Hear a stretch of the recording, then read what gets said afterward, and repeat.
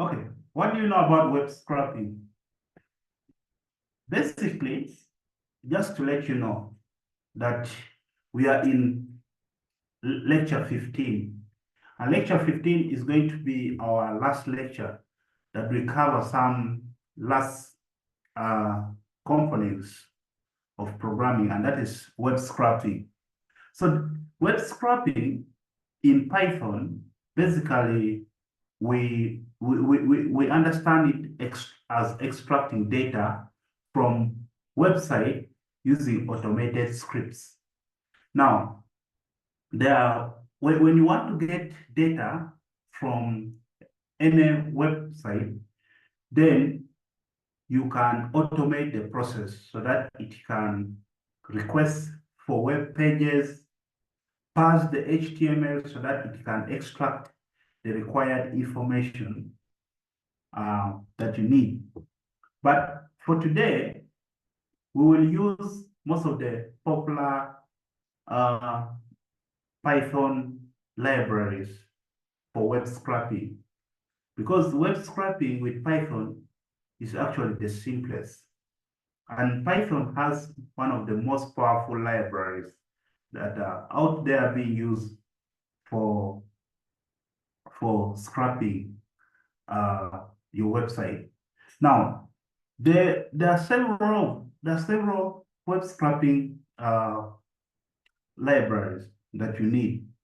But for me, I'll just mention them so that you try to get them. The libraries for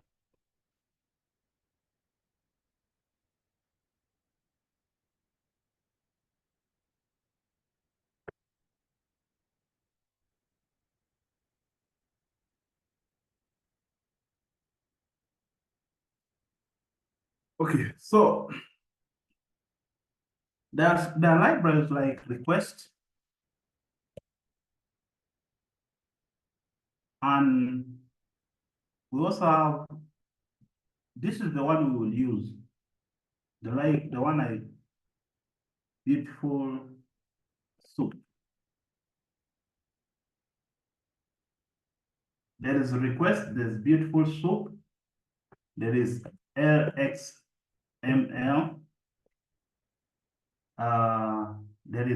there's also another one called Scrappy.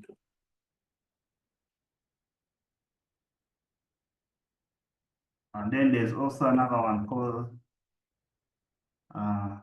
Selenium. Yeah. These are actually the most common libraries for web scraping.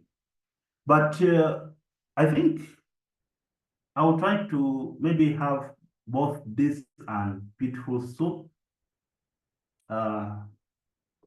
maybe for this particular training. And also, remember, for you to get any data, you will need what we call API keys, okay?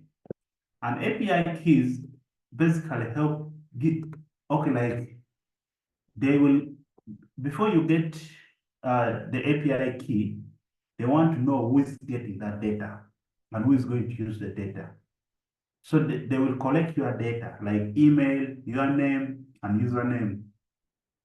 And they will ask you which area are you going to use the data for. So today, we will basically try to look at the open, I don't know whether we'll call it open weather data or, but we'll try to get some data which is going to be part of your exercises. I've taken long without giving you exercises. So you will try to get some data from open weathermap.org. It's an organization. And I think it's also the same idea. That's why I'm also trying to push harder so that I can have the open data at my campus, at my organization, so that the students can play around with the data. Now, those are some of the things that we need to do. But please, I want to tell you one thing. Many times when you're dealing with data, everyone these days speaks in terms of data. Even a lady judges you in terms of data. They will even challenge you and say, how much money have you given me ever since we started dating? That is data. If you've given them less than $1 million and someone has given 5 million, please just know that you're not the rightful owner. Okay?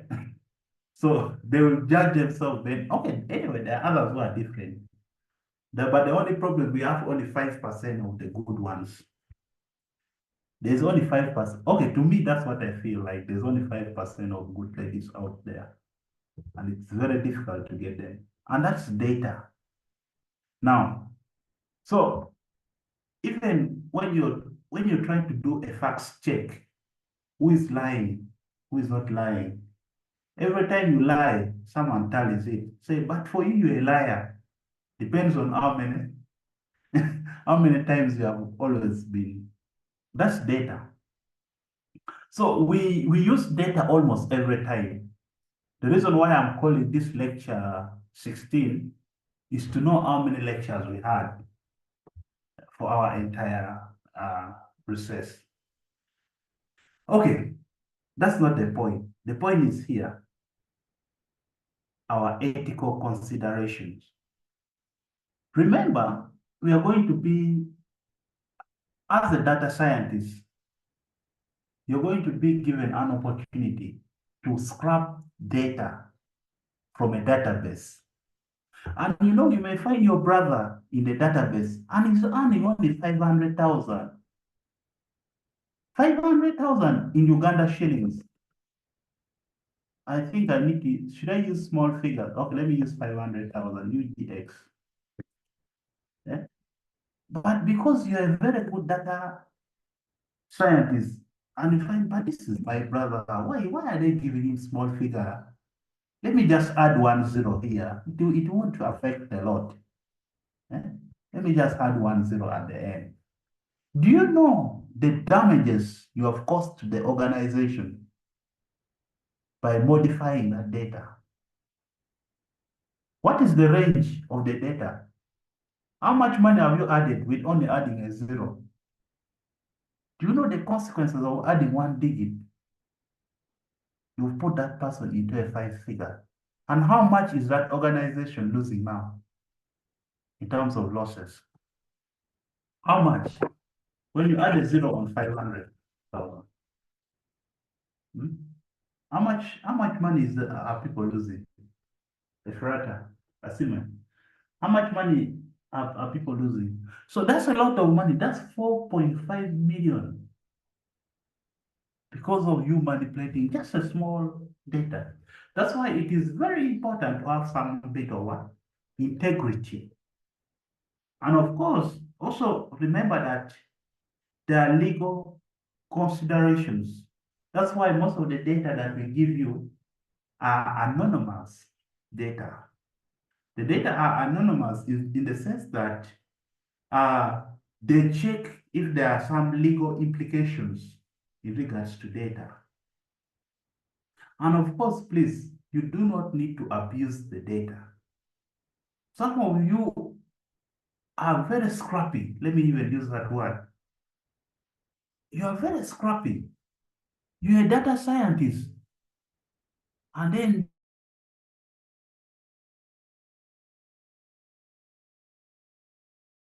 you're being given an opportunity to handle HIV, but don't tell anyone. Then your friend also goes and says, so and so is having HIV, don't tell anyone. Now you see, you're actually now spreading, disseminating the data. So, and it's the same thing with ladies. A lady would trust her friend and would tell her all the secrets and say, please, I aborted 5 times. That's my personal information. Please, do not reveal it to anyone. The lady will go to her best friend and say, please, see my friend aborted 5 times. Please do not tell anyone. By the time you get to know, the whole data is disseminated. And that's why they start now saying, betrayal, betrayal, you betrayed. Hey, the best way to keep your data is shut up your mouth. That's the only best way to avoid it. Once you've spoken out your data, you don't have control over it. That's why I carefully choose my words when I'm speaking to you people. So I hope you have understood about data. Now, what are some of the use cases of this data that we collect?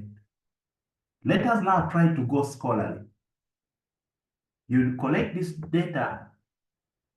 The use cases in the process, if I need data, I need to do data collection.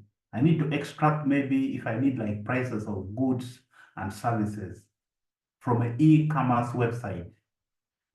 So I need to do data collection. So that is where web scraping is very important.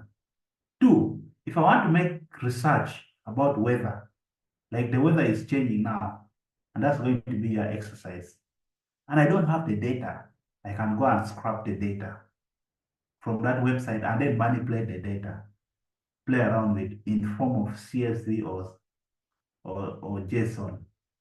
Then I also need to look at it in terms of content aggregations. If I'm a blogger or I'm a content creator, and I need to do some bit of aggregations and look at matrices, consumer matrices, how um, how my data is being consumed. So I can also use that. Then the last bit of it, which we are doing right now, is academic research. These are the use cases why you scrap data. So we collect data for research projects and analysis. And that's why it is important I teach you how to scrap data so that tomorrow your boss will tell you, this is the website, this is the API. Please get for us the data. Get for us the data that are available. Then you start saying, how do I do? How do I get the data? Then you go and start copying the data manually. You cannot, some of those data are in millions.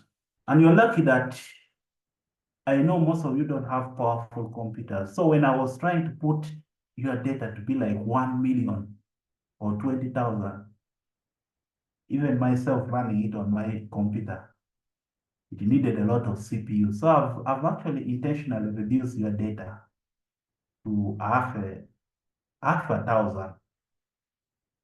You're not working with data that is beyond 500 or 1,000.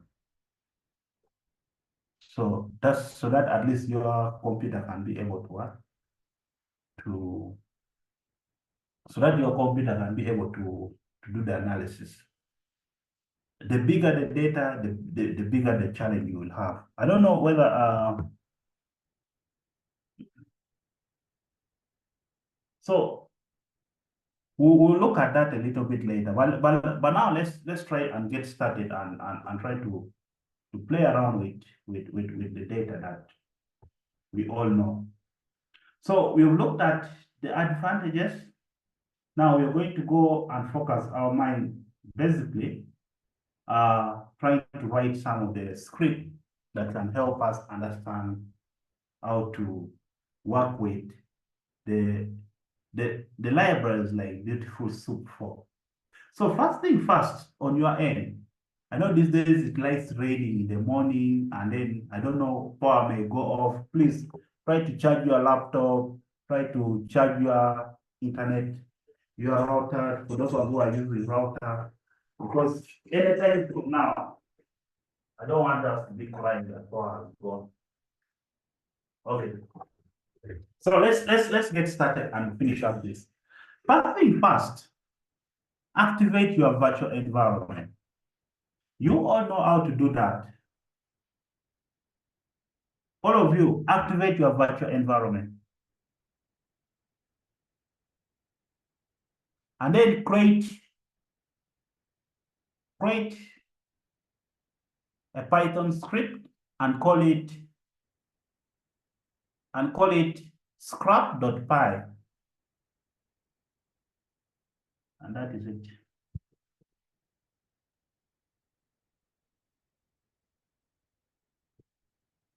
scrub.py.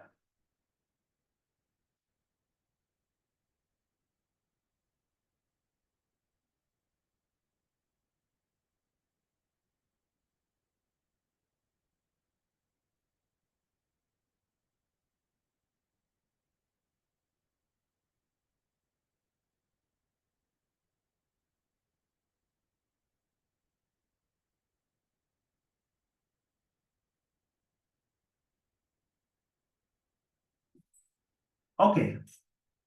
Are you all done? Are you all done? I mean, have you activated the virtual environment? Type 1 in the chat if you manage to do it.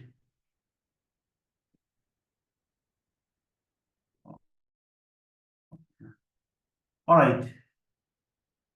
So now, this won't affect, it's commented. Now let's start. I'm just basically going to just call this web scrapping.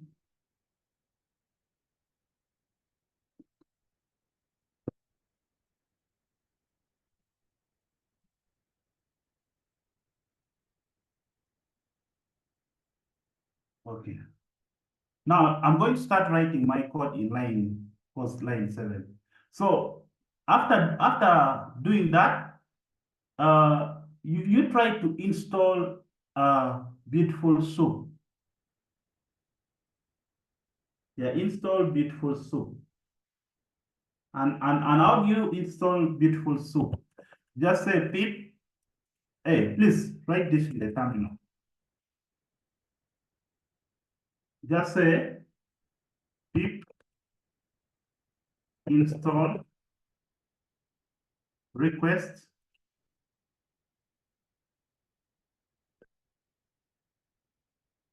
Beautiful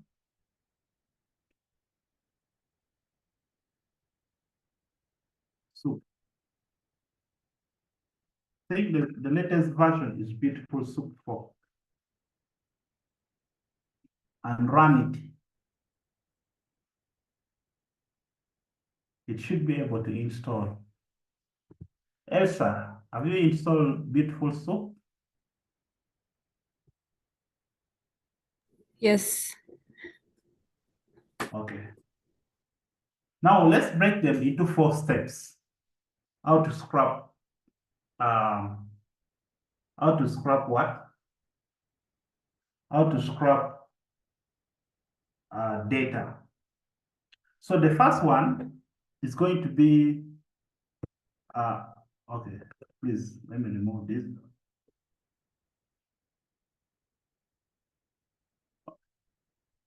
The first one is going to be step 1. Step 1, these steps might be different, especially if you're going to. Step 1, you need to import request and then import Beautiful Soup. Then also import, because you want to return the data as CSV.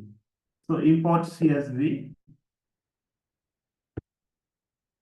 and import JSON.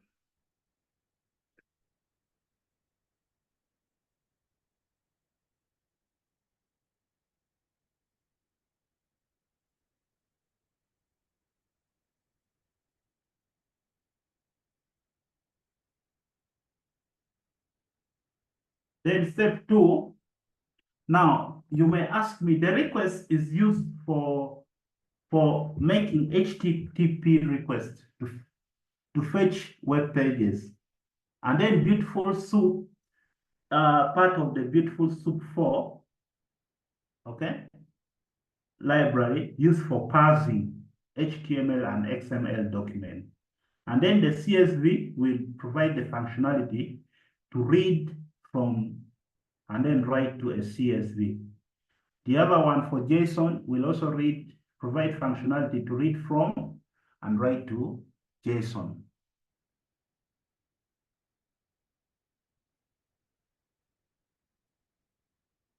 So step 2,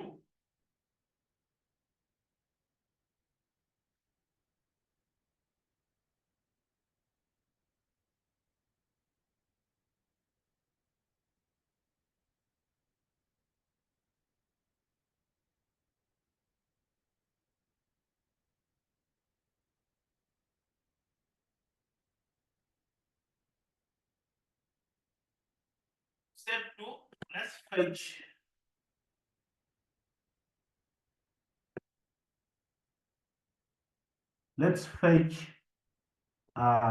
the web pages. I know I don't have data on my organization web page. Let's say let's look at the page to show you. Oh, maybe we have data. Let's just double check. We shall see if there's any data, and it doesn't require any API. That's a good thing. I don't think there's any API required. So basically, we are specifying the website to scrap. That's why we are creating the variable URL, and then we are trying to map to that URL and specify it to that URL. But I know, let's just check if there's any data. It will try to tell us. Then two, we will use the response request get. We'll use the get method basically to make HTTP request so that it on that specified website it stores the response from our variable. So it will basically help us to just make the HTTP GET request so that it can store the response of our variable. That's why we are using it. Will store the response. It will store what? The response in the response variable here. That's why we are trying to use this request.get. So this get method basically is to do that. Then we can also do one last thing is that since I'm thinking we don't have data, let us just have another variable that will extract the HTML content of the web pages and store strings. Okay? It will extract it and store it as strings because we don't have anything, so that we avoid returning maybe an error. So we can create a variable for content that is there, so that we now know our content will be response as a string. Yeah, for now. Then step three, we need to pass the HTML. So parsing the HTML using Beautiful Soup basically creates a Beautiful Soup object to parse the HTML content using the HTML.parser. So that's what we do. So which is going to be soup, Beautiful Soup, HTML content. Then we could also modify this line of code because this is not the best way to write it.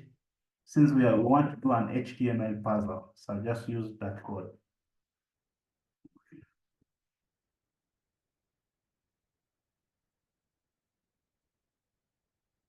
Are we together up to this point? So the parser basically creates Beautiful Soup object to parse the HTML content using this HTML parser. Then now we are now going to go to that process of doing the parsing, which is still under. We can try to find the specific data. Now, for us to find the specific data, you can see as long as we can get something from the data, there's no problem. All we are trying to do is basically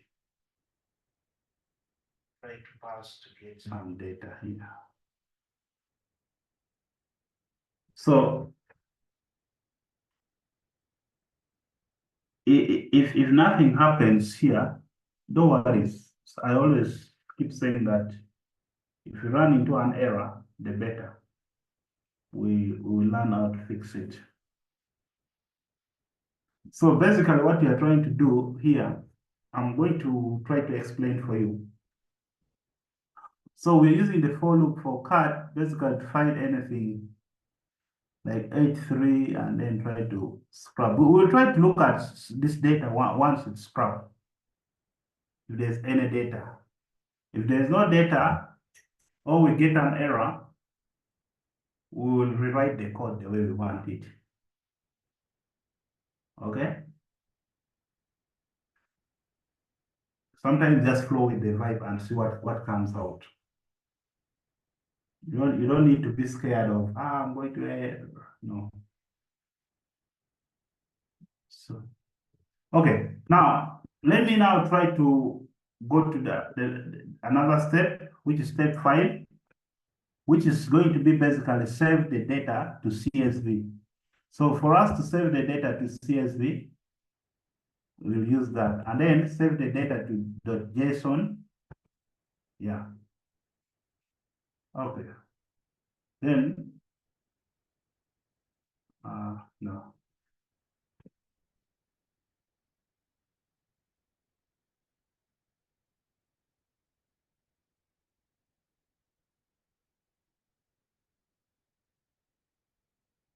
Okay, for now, we don't need that.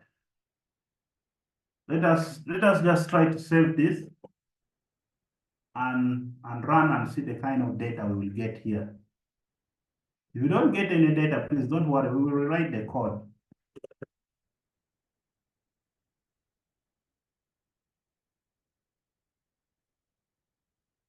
Oh, nice.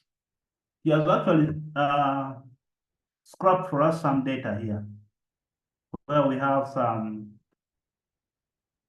name, description, URL, and basically there's nothing.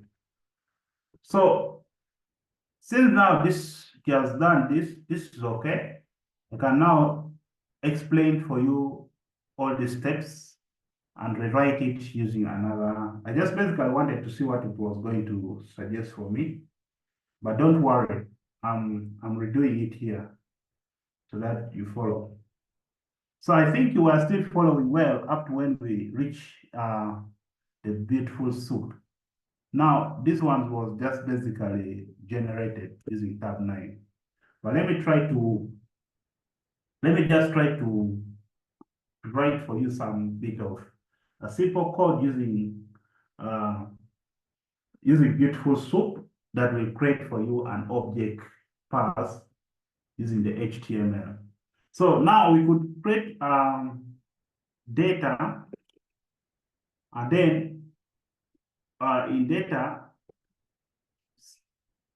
please rewrite this other code. Let me first delete all this allowance.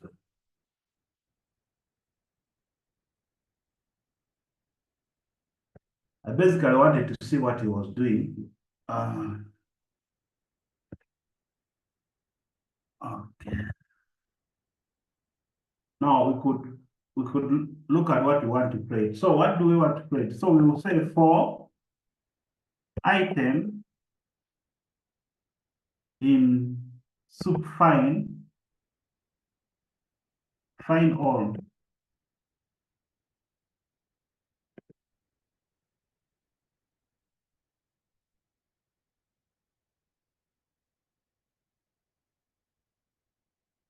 So basically, it will extract all the links and their text. That's why we are trying to use this. For item in soup find all, basically for it to find all items, okay, in the links, and extract all the links and their text. That's what we're trying to do. Then, what items do we want? We want basically title,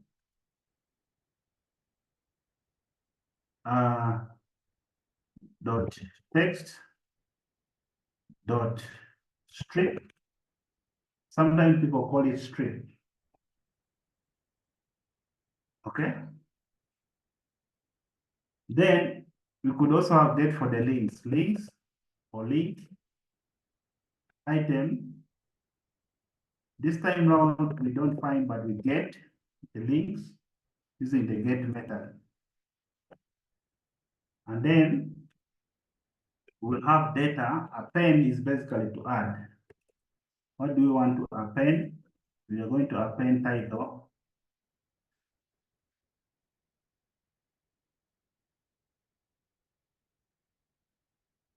Um,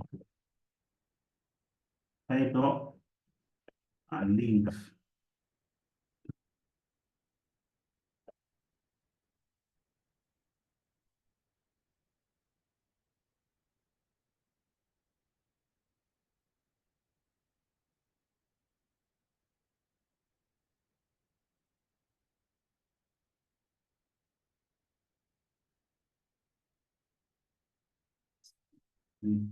This way as well.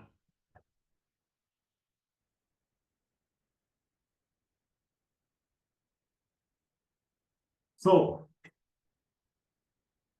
what we are trying to do, basically, we are trying to add dictionary. Whenever you see us using these curly braces, we are just trying to add dictionary containing titles, link to this data. Basically, that's what we are trying to add. Okay.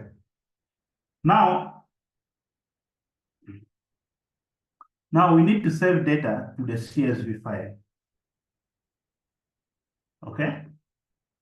So how do you save data to the CSV file? We can just say CSV file. We can have it as, that's going to be like how we want our data to be saved. We are going to call it save struct underscore data.csv. Then with, of course, we did something with open. So the open will basically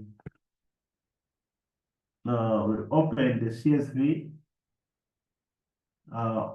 with the right new line, and then the encoding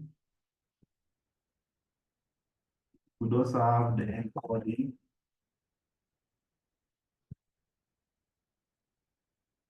Encoding to be UTF-8 as file. We'd also improve this and say mode to be W. Now, what we are basically trying to do with this line of code is basically to open the CSV file in the right mode with UTF-8 encoding. So it will open the CSV file with mode in a new line. Of course, it will be in a new line, but we'll open the CSV file in write mode with UTF-8 encoding. Now, let us try now to create dictionary writer object to write dictionary to the CSV file, specifying the field names. So how can we do that? So we will say writer.write. If it saves me time, then I will press the tab, but let me just double check. It will be writer.csv dictionary writer file name. What I need is the title and the link. That's okay. Then writer header, that's fine. Then for what? Item in data. Writer.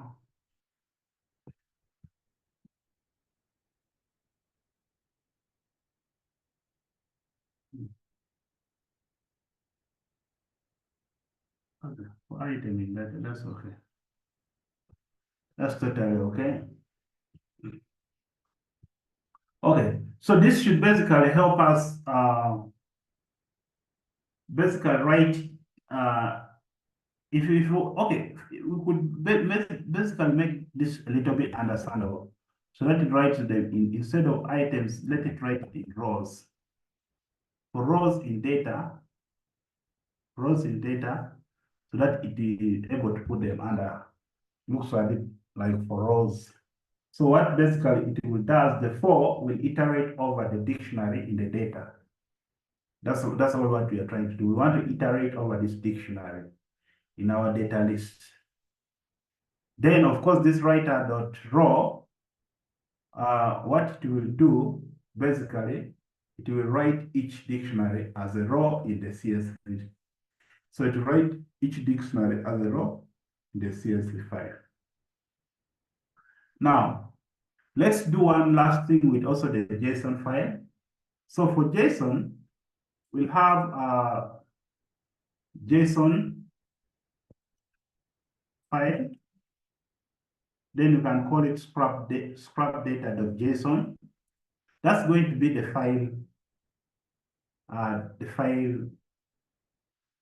specified name of the JSON file to be created. The specified name of the JSON file to be created is going to be scrapped underscore data.json. Now with open, basically, we want to open the JSON file in the right mode with the UTF-8 encoding, which is okay. All right. Now we could use JSON dump. Now, the dump data list JSON. You see here it's a little bit different. Now what we were trying to do is basically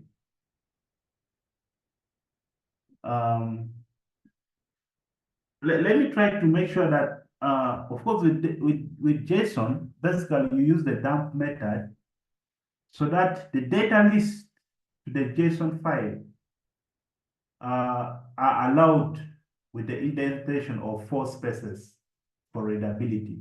So let us use the American, they call it ASCII. So let's try to use the ASCII so that it can return it false.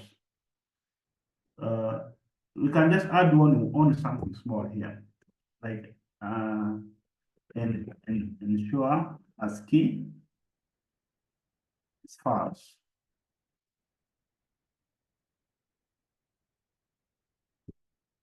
So we want to make sure that once we dump the data list to the JSON file with the non-ASCII characters allowed, and an indentation of 4 spaces will be there for us to have the readability.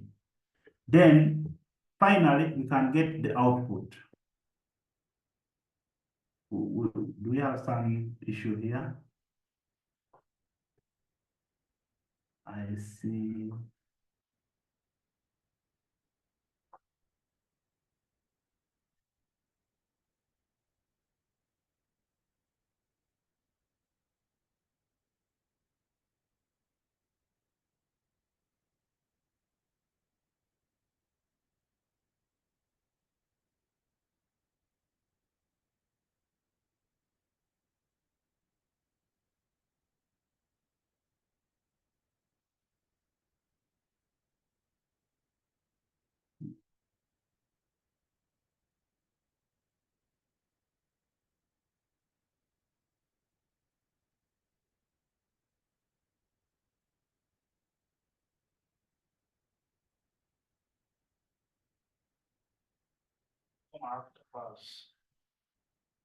All right.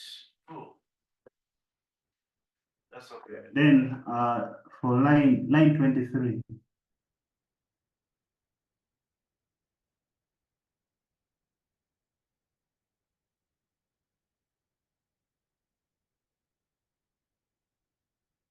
Yeah. Issues.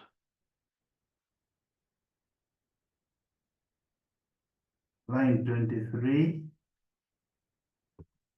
we should have had it like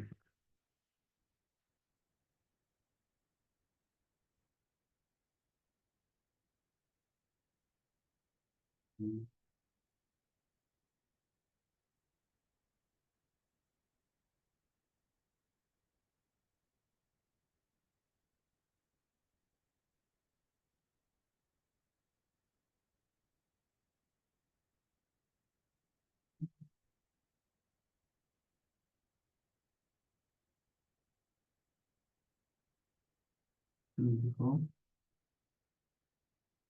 Okay.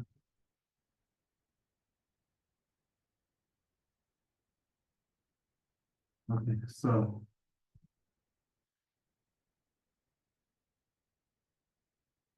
as a programmer, you don't need to fear errors. The more error you get, the more you become competent. Okay. So now let's do one last thing. Let's extract the data. Uh,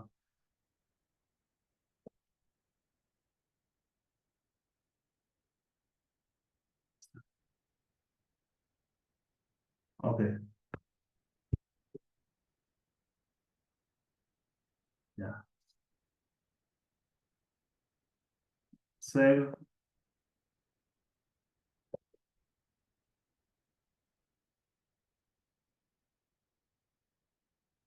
to CSV and yes. So you could just say print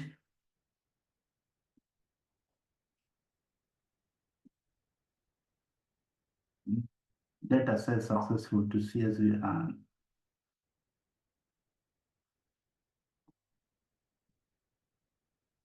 so we could basically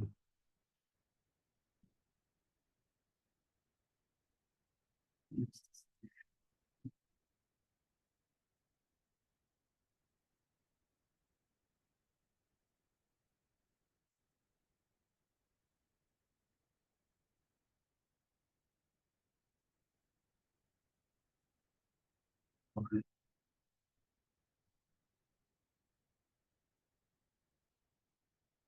Okay.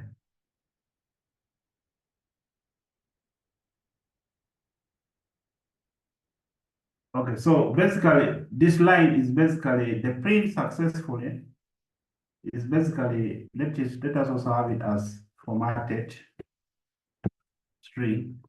Now it's basically displays the print message indicating that the data are successful being scrubbed and saved to a specified CSV and JSON file.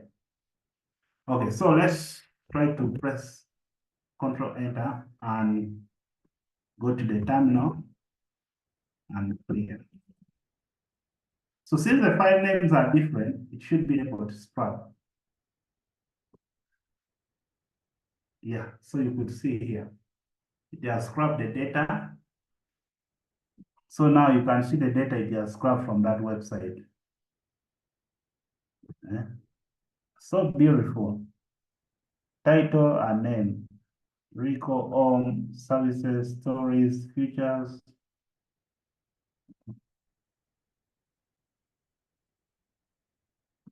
The data sets. And in JSON format, this is how it has scrubbed the data.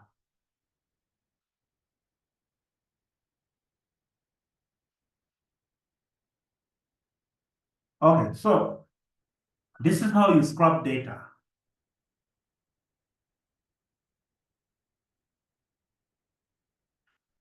See, it's even scrubbing Daniela, hardware. Yeah, so these are the few data you could find it scrubbed from there.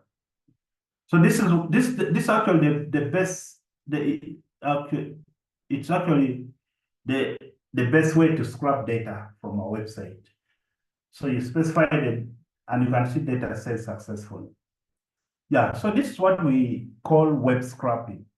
Now, your assignment is basically you're going to scrap data using the API key. So the only thing which you would add in your script when scrapping data using the API key, you're just going to add something here. if it requires you will say API underscore. Okay, just create a variable for that. API key. Then basically, then you put your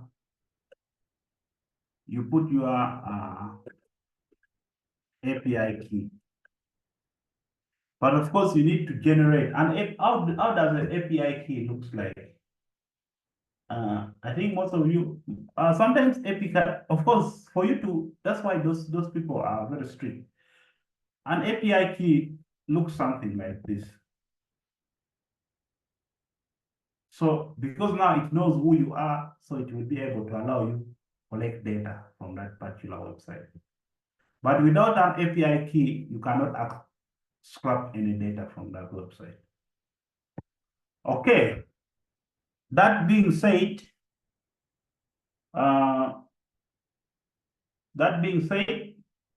for all of you, my interest is now your exercise that you're going to do now. And by the way, this brings us to the end. So, exercise which you're going to do.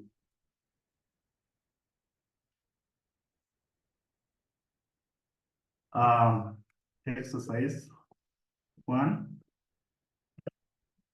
scrap data from the HTTP open weather map.org. Please, what data do I need? I need the current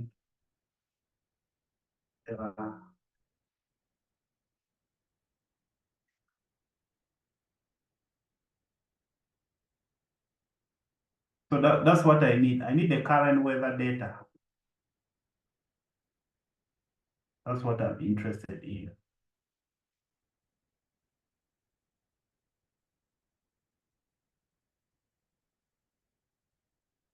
I need the current weather data. So you scrap this data. I want to see your work. Then maybe you can close the script. First of all, you need to register to get an API.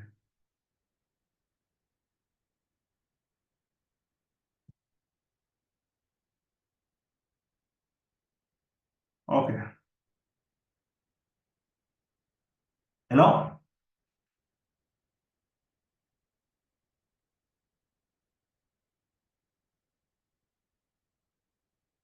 Hello? Are we all clear? Yes, sir. Okay, do that.